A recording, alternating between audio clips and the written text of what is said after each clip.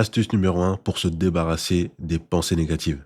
Bonjour à tous, assalamu alaikum. Dans cette vidéo, je vais partager avec toi une astuce donc pour te débarrasser des pensées négatives. Alors dans un premier temps, il va falloir en fait observer tes pensées pour prendre conscience en fait des schémas négatifs. Donc ça c'est un exercice en fait de réflexion. Donc il va falloir analyser des jugements négatifs, des peurs négatives.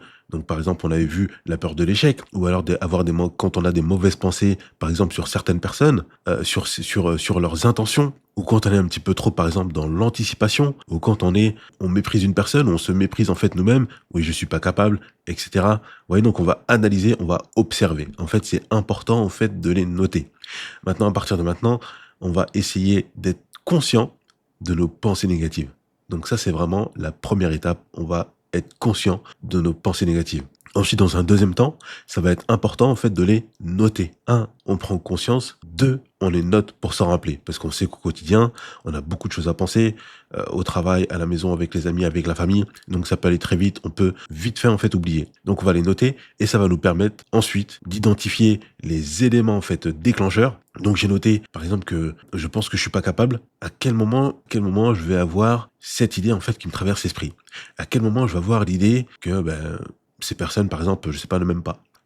Ou alors, ah ben je vais pas y réussir ce projet. Ah, je vais pas réussir en fait de parler en public. Vous voyez? Ah ben donc je vais pas réussir mon examen. Peu importe. Donc on va les identifier, les noter. On va identifier les éléments déclencheurs. En fait, quand est-ce que ça vient? Ça c'est important en fait. Et ensuite, on va analyser notre réaction face à cette pensée. Donc notre réaction face à cette pensée. Et derrière, on va pouvoir agir en fait dessus.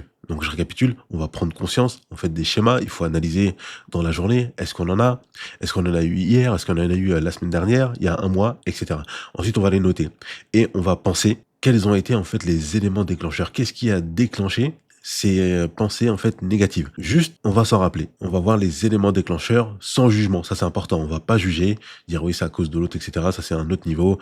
Voilà, on est responsable de nos pensées. Donc, on va analyser l'élément déclencheur pour pouvoir analyser dessus. On va savoir que la prochaine fois, lorsque je vais voir ces pensées-là, je sais que je peux réagir potentiellement de cette manière-là.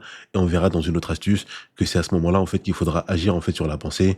Donc, restez branchés. N'hésitez pas à partager en commentaire vos avis, vos expériences.